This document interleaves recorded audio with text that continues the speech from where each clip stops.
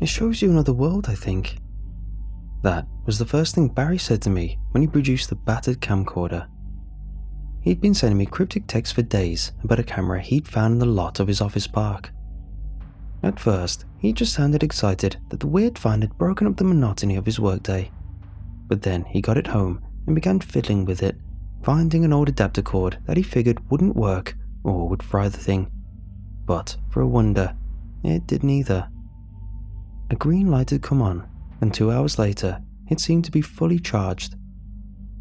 Sitting in my apartment, he handed me the camera gently, my eyes going between it and his face as I tried to judge if he was joking. I felt my stomach begin to twist when I saw he wasn't. My worry must have shown in my face. He frowned at me slightly and started shaking his head. "I know what you're thinking, but I'm not crazy." He let out a short, bitter laugh. "Or I'm not any more crazy than I was before." Barry furrowed his eyebrows at my silence. "And I'm taking my meds, and I haven't had any paranoid thoughts or anything else odd." He gestured toward the camera. "Just this thing." I smiled at him and nodded, trying to keep my expression in check. Something was off. It had to be if he believed what he was saying. But I'd never seen him this amped up since the first time I met him 5 years earlier. He hadn't been hospitalized since he was a teenager, and there'd only been one time since I'd known him that he'd had what I considered an episode. One terrible week where he seemed like a different person because he'd gone off his meds. Quote, just to see how it went. It hadn't went well, and once I finally convinced him to start back to taking them, he'd realized that for himself. But this was different. He was excited and nervous, but he didn't seem out of control. Maybe the meds just needed adjusting this time. I don't know. But I figured the best thing was to just hear him out and go from there. "Okay, I believe you. Just, what do you mean it shows you another world?" Barry's face was still guarded, but brightened slightly at my question. Okay, so, the first thing I noticed is it's weird, right? I mean, I'm not an expert with cameras, but this one is a little different from any I've seen. The way it's shaped and how small it is for one thing, but also, I can't figure out how it stores video. There's no slot for a tape or disc or anything. I turned the small camera in my hand. It was made of some kind of smooth grey metal, but was still very light, fitting comfortably in my palm. There was a padded leather strap where your hand would go while shooting, and a small hole that I guessed was the port for plugging in a power adapter, but otherwise, it was just a small, ergonomic tube with a lens on one end and a viewfinder on the other. I glanced back up at him with a shrug. Well, I mean, that's not that weird, right? I don't know how old it is, but if it was made in the last few years, it probably uses internal memory, like a phone, right? Damn, I'm kinda surprised people even make camcorders anymore. Doesn't everyone use a phone or a tablet now? He nodded. Yeah, most do. At least until you get into the high-end stuff like they use to shoot professional videos. And I figure it has to have internal memory. But wouldn't it have a USB port or something to download it to something else? A hard drive or a computer or whatever. I can't find any hidden ports. Nothing but where I charged it up. I examined the camera closer. He was right. The cool skin of the thing was seamless, and I saw no lines or latches, no labels or... Hey, this is weird too. There's no writing on it. Like, none. No brand, no Wi-Fi logo, no button names. Nothing. He was smiling again now. I caught that too. It was almost like it was homemade. But who would do that? How many people could do that? And if you were somehow able to make something like this, would you just leave it in a random parking lot somewhere? I frowned. I don't know. Maybe you download video wirelessly. But how do you even turn it on or do anything with it? It doesn't have any buttons. Barry's smile widened. It does. They're just hidden. Here, hold it like you're going to take a video or look through the viewfinder. I did as he asked, slipping my finger under the brown leather strap on the side. Okay, you feel the little bumps under your fingers? I flinched a little as I realised I did. Turning the camera over, I looked at where my fingertips had been. There was no sign of raised domes there, but I'd felt them. When I slid my fingers back over the area, I could still feel the same bumps, though I still couldn't see them when I checked again. Lips thinning, I glanced up as he continued on. The index finger is fast forward, the ring finger is rewind, and the middle finger is play. He shook his head slightly. There isn't a power button, so far as I can tell. It's always on in some kind of sleep mode that stops when you pick it up. It has to have some kind of sensor, because the viewfinder doesn't light up until you put your eye up to it. Either way, I haven't charged it in 4 days, and there's no sign of it giving out or anything. Something occurred to me. What about a record button? Barry shook his head. Nope, not that I can find. I even tried voice commands, but nothing. It just always records. Always. That's another thing that's weird. It seems to always record the same amount of footage, constantly deleting a second for every second it adds. I've timed it. It's just over 37 minutes worth. I let out a slow breath. Okay, so you're saying this weird camera is always on, always recording, and it keeps the last 37 minutes all the time? Like, you can rewind and watch it, and it changes over time? He nodded. Yep. There's no flip-out screen, so you have to watch it through the viewfinder, and it's recording even when it's playing. So, if you watch for 15 minutes from the beginning, that 15 minutes will be gone by the time you rewind to start over again. If you fast forward and watch the last 5 when you rewind, a little more than the first 5 of that 37-minute recording will be gone, because its recording window will have shifted forward during the time you fast forwarded, watched and rewound. He grimaced. That's what's so frustrating. I can't show you some of the things I've seen with it, because they're already gone.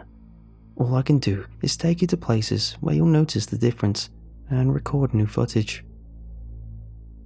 I eyed Barry warily. Different because the camera shows you another world? Yes, and yeah, I know it sounds crazy. That's why I'm going to show you, rather than try to convince you. Just look at the recording as it is now, okay? So you know it's not some trick or prank I'm pulling. Rewind all the way through the footage through the viewfinder. Just hit the button under your ring finger and it'll rewind in just a few seconds.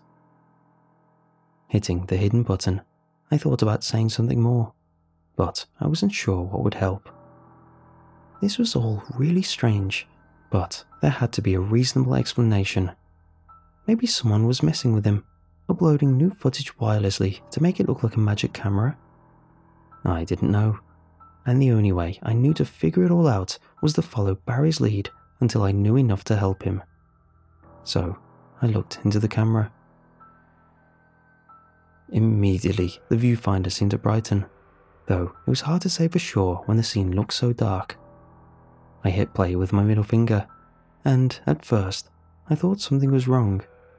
The screen was just greyish-black, and I was about to ask if I was doing something wrong when the scene brightened somewhat, showing what I guessed was the parking garage across the street from my building. The angle was odd and jumped rhythmically, but I could make out enough to see that while it was the parking garage, it looked different. There was graffiti covering most of the walls, and as the camera moved, I saw several cars that looked strange or covered with the dust of disuse. I never noticed any of that before, and I'd been in the garage just that morning. And why? Why is the camera like this, all bouncy and shaky? Barry's face grew a little pale, because it was in my bag as I was walking. What you're seeing is probably when I was on my way over here. I frowned. What, did you have it sticking through a hole or something? It's not very good footage. He shook his head as he held up his bag and turned for me to see. No holes. If it was recording over here, it'd be showing the inside of my bag, or be dark. I put it in my bag when I left home, and didn't take it out until just now when I showed it to you." He gave me a nervous grin. "But it wasn't recording over here. It was recording the same spot over there, wherever there is, and over there's no bag to block its view." I felt my hands growing cold. I wanted to argue, to tell him it had been a great joke, but he needed to drop it. That I was getting irritated with the whole thing. But I didn't, because I knew he wasn't lying, and if it was a joke, it was being played on him too. And my growing anger wasn't at him anyway. It was at the fear growing fat in my belly. Taking a deep breath, I put my eye back to the viewfinder. At first, I wasn't sure what I was seeing. The view seemed to be of a dark wall, periodically punctured with metal rails and bits of wire as the camera seemed to float upward. Shooting Barry a questioning look, I showed him the viewfinder for a moment. He gave me a shaky laugh. "Yeah, that one threw me at first too, but I've seen it in a couple of buildings now. It's when I was coming up the elevator. I guess it doesn't work over there, so you're seeing the shaft instead." Swallowing, I watched again. The view was going down a version of my floor's hallway, the paint chipped and dirty under sickly flickering fluorescent light. A pause, and then passing through a door into my apartment. Except this version was filthy, with piles of trash in the corner and different furniture scattered in disarray across the room. I didn't see any sign of a person, and I was grateful. My heart was already hammering harder and harder as I felt the last threads of my disbelief beginning to fray. When Barry spoke, I nearly jumped out of my skin. "Sorry, yeah, it's a lot to take in, I know. What I was saying is, fast forward now, index finger, catch back up and then move the camera around in real time." Hand trembling, I did as he asked. After a few seconds, I caught up to the present, and when I panned the camera, the scene in the viewfinder moved in sync, though it was still showing me that other version of my home. I could hardly breathe as I lowered the camera again to stare at Barry. How is that? It has to be fake, right? Some kind of AR trick or something." He shook his head. "It's not. I've done all kinds of tests. I don't claim to be an expert, but how could it make those kinds of changes in the moment? It's showing us some other place, a place that's very similar to ours, but isn't the same." When I just kept staring, he nodded. "It's hard to believe, I know. It was for me too. That's why I want you to go for a walk with me." We went down to the street, Barry's hand tight on mine like a lifeline as I stared through the camera and into that other world. The streets and sidewalks were largely the same, but much of the rest was different. Stores sometimes had different names, or weren't the same kind of store at all. Several buildings were abandoned, and a few had been burned. When I asked Barry about that, he told me that there was lots of places like that all over, and that nearly every house of worship he'd come across, be it a church, a synagogue, or a mosque, had been burned down or otherwise destroyed. The couple that haven't. His gaze trailed away from me as his lips grew thin. I think they've been converted into worshipping something else. Barry gestured at the camera. Keep looking through. I put my eye back to the viewfinder. It was the same time of day where we were. A late winter afternoon that was quickly ripening into a grey twilight. In our world, people passed us by frequently, but in the camera's viewfinder, there was no one at. I let out a gasp as a man rounded the corner in the viewfinder. He looked slightly dishevelled, but otherwise seemed normal. Pulling away from the camera, I looked for him in the world. But no, there was a woman and a small child waiting at the crosswalk ahead, but no man in a tattered overcoat trudging in our direction. Looking back through the viewfinder, the man was about to pass through us, with no sign of seeing us. Of course, that made sense. We weren't there after all. I handed the camera back to Barry, shakily. What are you going to do with it? Should you tell someone? He frowned and shrugged. I don't know. I don't think so. If I show it to people, someone will just steal it or take it away. I want to use it more and try to figure out more. Like, does it always show the same world? Or does it go between different places? I think it's the same one, but it's hard to say for sure. He looked scared, but excited. It's great though, right? Kinda spooky, but it's like having a magic mirror or something. I rubbed my arms. I guess. How do you know it's not dangerous, or that it wasn't put out for someone to find, like a trap or something? Barry nodded. I know, I've thought about that, and I can't say for sure. But I can't just let go of something like this without trying, can I? It's like throwing away a miracle. I let out a shaky laugh. My grandma used to say that people only call things miracles if it goes the way they want it to. The stuff that doesn't, that's just bad luck, or the devil. Barry smiled uncertainly. Well, I guess that's true. Not everything turns out good. I shook my head slightly. No, that wasn't a point. She said that everything turned out good, turned out exactly the way it was meant to be, that every extraordinary thing has a miracle to somebody, even if it hurts others. The thing that changed wasn't the miracle. I glanced back down at the camera with a shudder. It was who the miracle helped. Reaching out, I gently gripped his arm. Just be careful with it, okay? Something passed across his face then, maybe a moment of doubt or a more potent strain of fear, but then it faded again. Nodding, he squeezed my hand. I promise, I will be. Barry disappeared 2 weeks later, and there's been no sign of him in the months since. He has no family, so I was the one that packed up his stuff when his lease ran out, renting a storage unit to keep it in until he hopefully returned. When I didn't find the camcorder among his belongings, I thought it was strange, but it was also a relief. Though I didn't know for sure, I figured the camera was connected to what happened to my best friend, and if it wasn't going to help me get him back, I didn't want it around me at all. Then, last week, I got a package in the mail. No return address, and the next day mailing label had been printed by one of those package drop-off stores.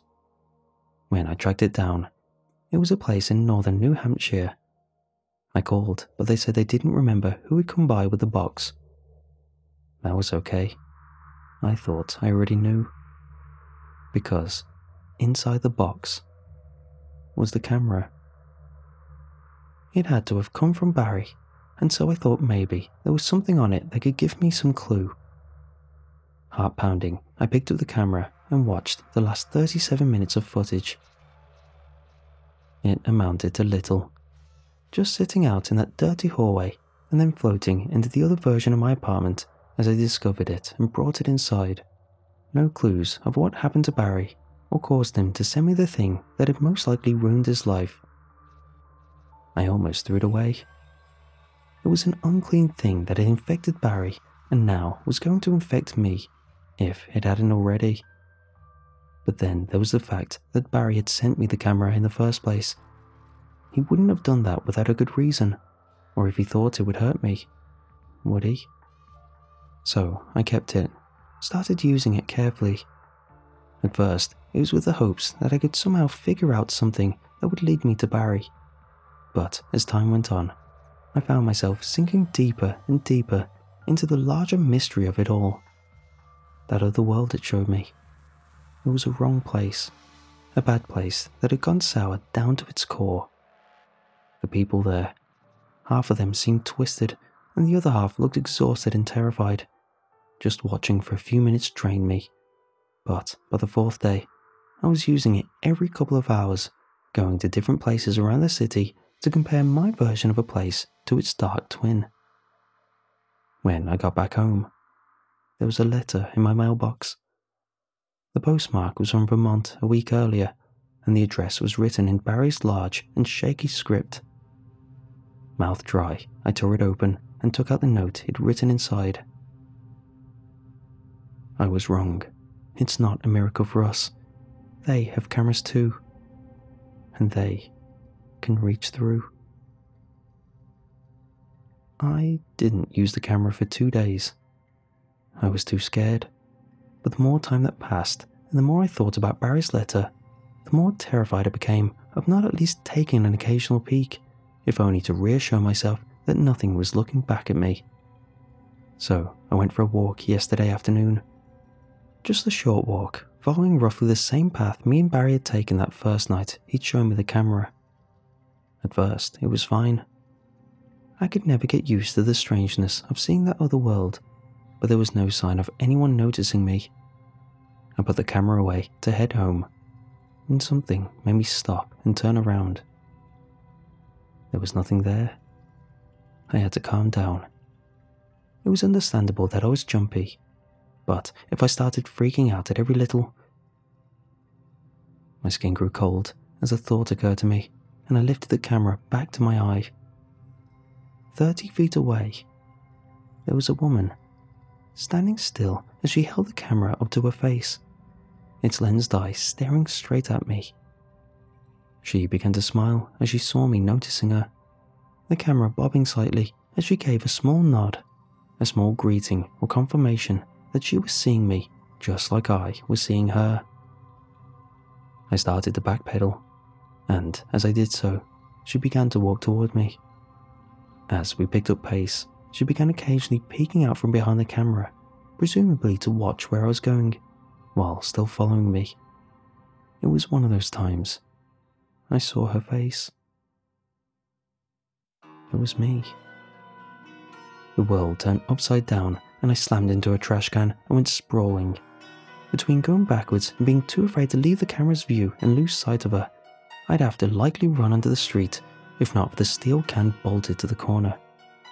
I felt pain flare up in my hip and elbow as I landed, but I managed to roll over and get to my feet after a couple of breathless seconds.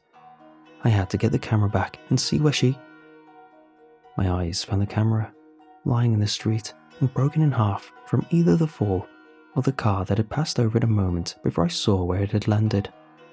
Letting out a moan, I darted forward to grab it, but even before I touched it, I saw there was no point. It was crushed beyond any hope of repair, even if someone in this world were capable of working on such a thing. And I could feel that pressure, that presence growing closer behind me. Even without a camera, I could sense that other watching me, following me as I began to run. I didn't want to go home, in case it didn't know that's where I lived. So instead, I ran the other way, panting with fear and exertion as I tried to distance myself from that terrible prickle on my scalp that told me I was still being pursued. And it worked, if only a little. By the time I stopped running, the feeling was still there, but was fainter. I was 10 blocks away from where I'd fallen, and across the street I saw the bus depot. Patting my pockets, I was grateful to find I'd brought my card wallet with me. Maybe if I took a trip somewhere for a day or two, I could throw off the trail for good. At first, it seemed to work. I went to Springfield, and when I got off the bus, there was no warning tingle at all.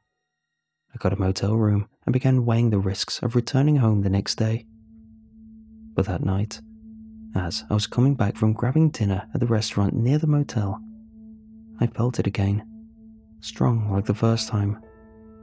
I couldn't see her, but I still knew. Her, or someone like her, someone that could see into this world, had found me again. I write this on the late night bus headed for the West Coast. My money is going to run out soon, but I don't know that it'll matter. As we push through the night, I imagine I could feel a dozen roving eyes turning toward me as we pass. I think looking into the world has marked me somehow, made me easier to see across whatever veil might separate us from them. A veil that, according to my friend, they can reach through as well. And something is following me. No matter how far I go or how hard I try, I can feel an invisible hunter stalking me and drawing closer all the time. Maybe it's that other me I saw on the sidewalk, or maybe it's something else. But the details of that aren't what scares me the most. It's the fact that I can feel myself losing the race with every midnight mile. And it's the question that follows those dark moments when I realize that I'll eventually run out of road. What happens when it catches me?